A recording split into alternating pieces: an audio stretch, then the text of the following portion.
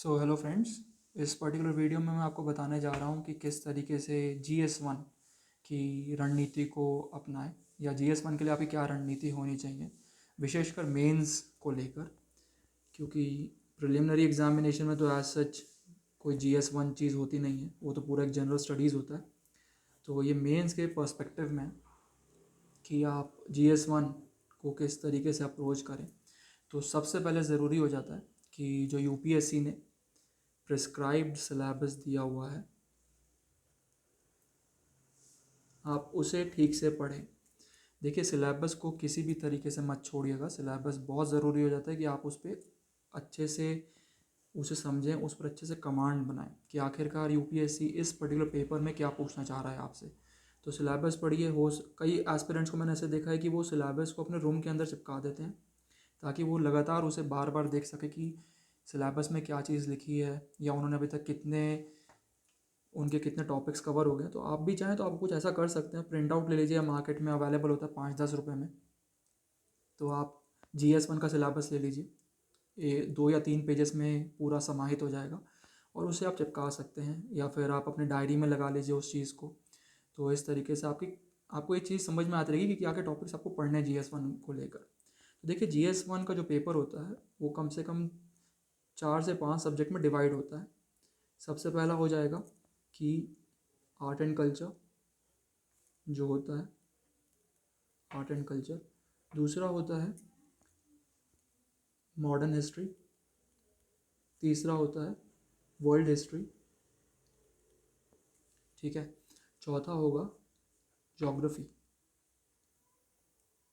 और पांचवा होता है सोसाइटी। अब जैसे मैंने आपको पहले बताया था कि आपकी रणनीति कुछ इस तरीके से होनी चाहिए कि सारे सब्जेक्ट्स जो हैं वो विद इन 2 मंथ्स कंप्लीट हो जाएं। तो अब ये मन में प्रश्न आ रहा होगा कि इतने सारा पहाड़ जैसा सिलेबस है, जब यदि आप सिलेबस पढ़ेंगे, इतने सारे सब्जेक्ट्स हैं, इसे 2 महीने में कैसे कवर करें। तो देखिए, आपको ये पेपर देना है, आपको इसमें कोई PhD नहीं करनी है, तो या कोई MA BA जैसी चीज़ नहीं करनी है। तो एकदम पेपर में जो आने वाले प्रश्न हैं या जो सिलेबस में प्रिस्क्राइब चीज़ें, हम केवल वो चीज़ें पढ़ेंगे और हम एकदम चैलेंजिंग रूप में इसे लेंगे कि हमें ये 2 महीने में ही कंप्लीट करना है टोटल मिला के जो सिलेबस है। तो इसे कैसे कंप्लीट किया जाए। देखिए, जो आर्ट एंड कल्चर है और जो वर्ल्ड हिस्ट्री है उसका सिलेबस कोई इतना बड़ा नहीं है। यदि आप पास्ट ईयर के पेपर उठा के देखेंगे तो वर्ल्ड हिस्ट्री में तो UPSC पिछले 4-5 सालों में केवल एक प्रश्न पूछ रहा है। मुझे जहाँ तक याद है, शायद 2017 में केवल एक प्रश्न आया था वर्ल्ड हिस्ट्री से रिलेटेड। नहीं तो 2016, 2017, 2018 या फिर पिछले साल का भी उठा के देख लें तो ऐसा कोई खास कर उन्होंने वर्ल्ड हिस्ट्री से कोई स्पेसिफिक क्वेश्चन नहीं पूछा अभी तक।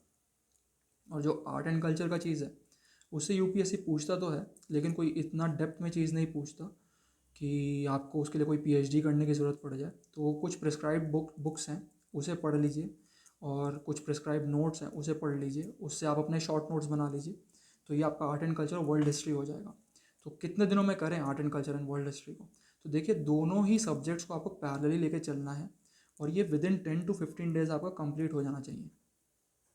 नेक्स्ट जो 10 से 15 दिन होंगे उसमें ये आर्ट एंड कल्चर और वर्ल्ड हिस्ट्री को कंप्लीट करने की कोशिश कीजिए। कहाँ से पढ़ेंगे art and culture. Art and culture के लिए देखिए, सबसे ज़रूरी है NCERTs को आप बिल्कुल भी निगलेक्ट नहीं कर सकते। NCERTs जो 11th क्लास की है इसके लिए उसे पढ़िए। फिर जैसे मैंने जो नोट्स रेफ़र किए थे वो थे विजन के भी। तो आप विजन के क्लासरूम स्टडी मटेरियल एक होता है, उसके लिए आपको कोचिंग लगाने की ज़रूरत नहीं है, मार्केट में ऑलरेडी इजीली अवेलेबल है, या तो नेट पे ही ले लीजिए, नेट पे भी इजीली अवेलेबल है। उससे पढ़िए, नोट्स बनाइए, शॉर्ट नोट्स बनाइए और विद इन 10 to 15 डेज ख़त्म करने की कोशिश कीजिए। बहुत ही शॉर्ट संक्षिप्त में बताया गया है विजन के अंतर्गत। या NCERT भी पढ़ लेंगे 11th क्लास की तो मुझे लगता है बहुत होगा। जो सिलेबस में प्रिस्क्राइब पॉइंट्स है वो सारे कवर होने चाहिए आपके, आप ये ज़रूर ध्यान रखिए। सारे पॉइंट्स यानी कि सारे पॉइंट्स जो सिलेबस में दिए हैं बिल्कुल उसी हिसाब से पढ़ना है। तो विजन ने अपने मटेरियल में बिल्कुल जो सिलेबस में पॉइंट्स दिए उसी हिसाब से उन्होंने नोट्स बना के दिए हैं, तो आप उससे पढ़ के शॉर्ट नोट्स बना सकते हैं।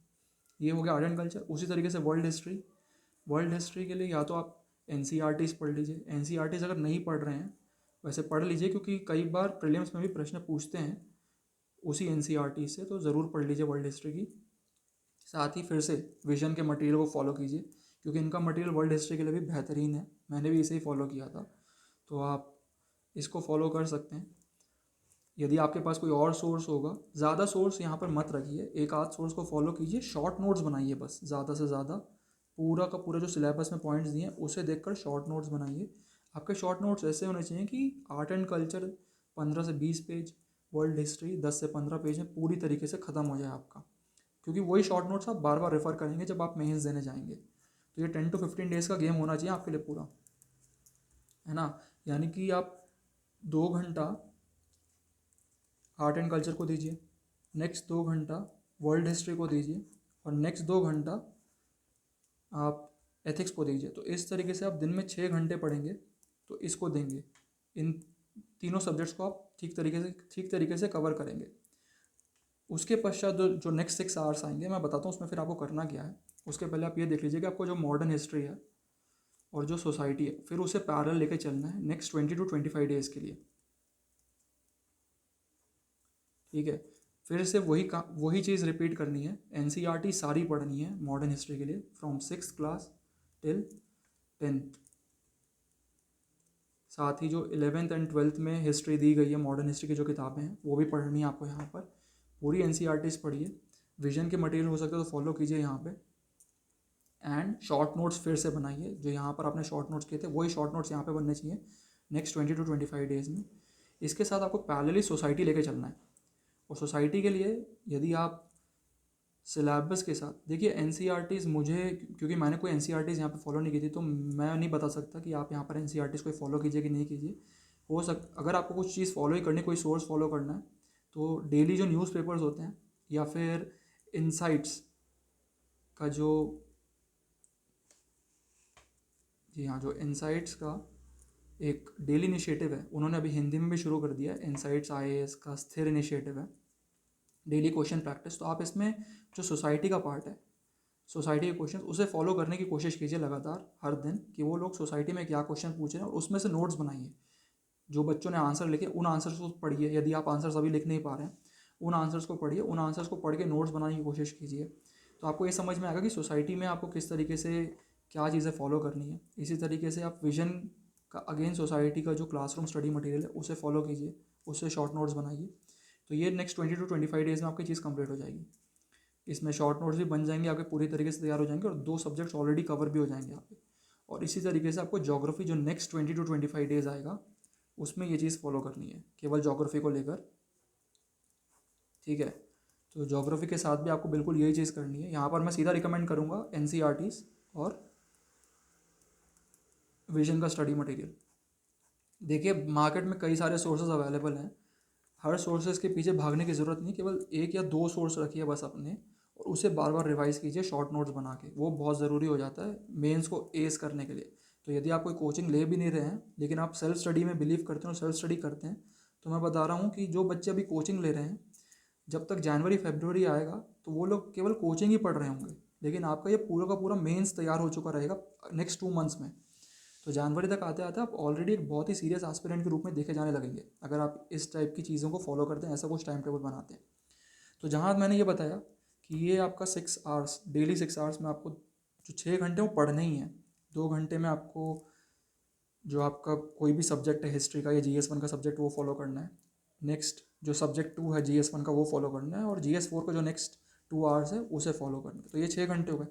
तो नेक्स्ट 3 से 4 घंटे में अब आपको क्या करना है, देखिए 3 से 4 घंटे में जो आपने शॉर्ट नोट्स बनाए हैं उसे रिवाइज़ करना है, ठीक है। यदि आपके यहाँ पे शॉर्ट नोट्स नहीं बने तो यहाँ पे शॉर्ट नोट्स बनाइए और फिर रिवाइज़ कीजिए उन शॉर्ट नोट्स को।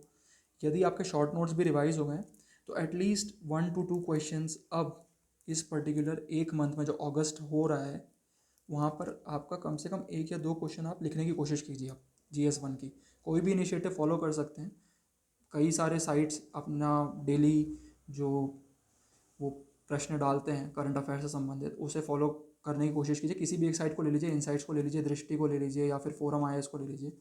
उसमें से जो प्रश्न वो पूछते हैं डेली, वो 6 या 7 प्रश्न देते हैं, तो उसे सॉल्व करने की कोशिश कीजिए। उनमें से 1 या 2 प्रश्न उठाइए, सॉल्व कीजिए, तो आपको समझ में आएगा आंसर लिखते कैसे।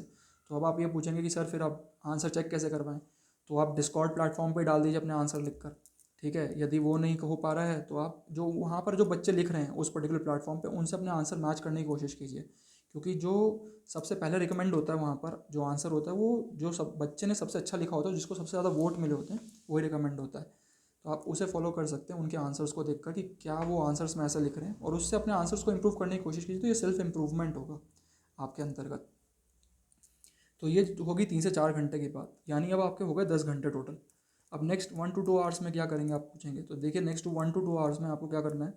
आपको करंट अफेयर्स पर भी तो कमांड बनानी है। तो करंट अफेयर्स के लिए आप या तो कोई पेपर फॉलो कीजिए, हिंदू पढ़िए, ठीक है। यदि हिंदी माध्यम से हिंदू पढ़ेंगे तो आपका इंग्लिश क्वालिफाइंग भी पेपर तैयार होता रहेगा, इंग्लिश भी सुधरेगी, तो आपको एक अलग कॉन्फिडेंस आएगा कि एटलीस्ट यूपीएससी सीएससी की प्रिपरेशन में मेरी इंग्लिश सुधर रही है, मैं इंग्लिश पढ़ पा रहा हूँ ठीक से। वो चीज़ हो गई।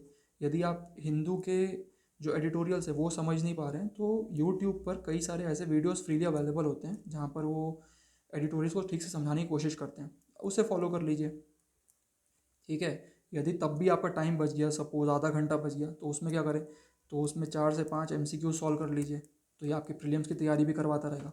तो क्या करना है, टोटल 11 से 12 घंटे पढ़ने हैं दिन में, ठीक है। कोई 15 16 18 घंटे पढ़ रहा है तो उस पर बिलीव मत कीजिए, 15 16 18 घंटे कोई भी नहीं पढ़ता है।